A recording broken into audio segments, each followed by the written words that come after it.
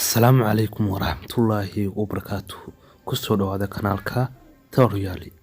Waxaan idin socon doonaa barnaamijka imtixaanka ahaa ee talosiinta ardayda oo ah barnaamij si isbuucil ah uga bixi jiray kanaalka, laakiin hadda ay ku timid dib u dhacyo badan. Waxaan filayaa inaan muddo bila ah aan kanaalka wax muuqaal ah soo dhigin, taasna waa mid aan raaligelin ka bixinayo. Way soo laabatay inaan filayaa inaan kanaalka muddo badan aan ka maqnaado, taasna waa waqtiga ugu yar awgii. Sida awgeed waxaan u bilaabnay barnaamijkeeni imtixaanka ahaa ee talosiinta ardayda. Anigu insha Allah barnaamijka qayb baan kasoo diyaarin doonaa, sidoo kale aan soo kordhin doonaa barnaamijyo kale oo waxtar leh. Waxaan filayaa in barnaamijkan aad ka heli doontaan. Kusoo dhawaada barnaamijka. Intaan bilaabin muuqaalka, haddii aad kanaalka cusub tahay fadlan subscribe saar. Sidoo kale muuqaalkan haddii aad ka heshay like saar, sidana share garee. Waad mahadsantahay. Kusoo dhawow muuqaalka.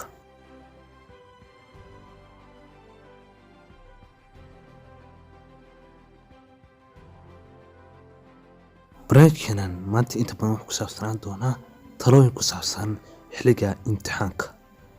Qodobka koowaad: marka aad imtixaanka u fariisanaysid ama aad galaysid, waxaad sameysaa inaad akhrisid warqadda oo dhan. Waa mid aad wanaagsan inaad akhrisid warqadda oo dhan.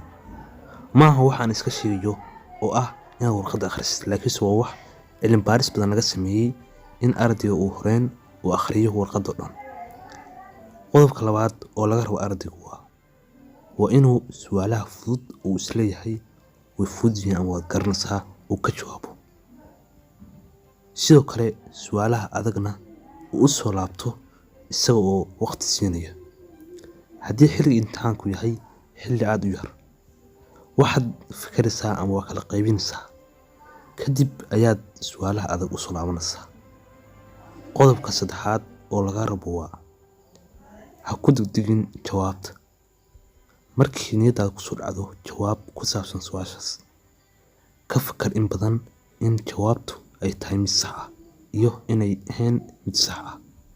Taasna waxay kaa saacidin inaad waxa aad qodid jawaab sax ah adigoon waqti badan ku luminayn.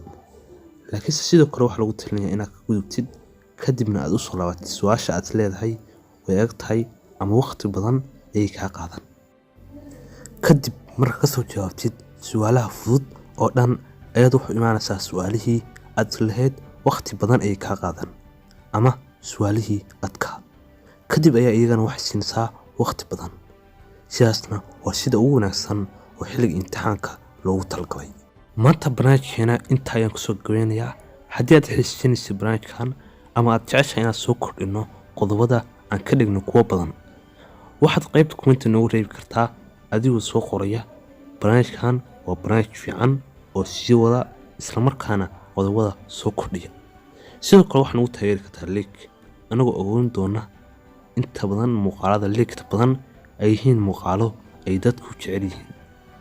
barnaamijkan maanta inta ayuu ku yahay. Wassalaamu calaykum waraxmatullaahi wabarakaatuh.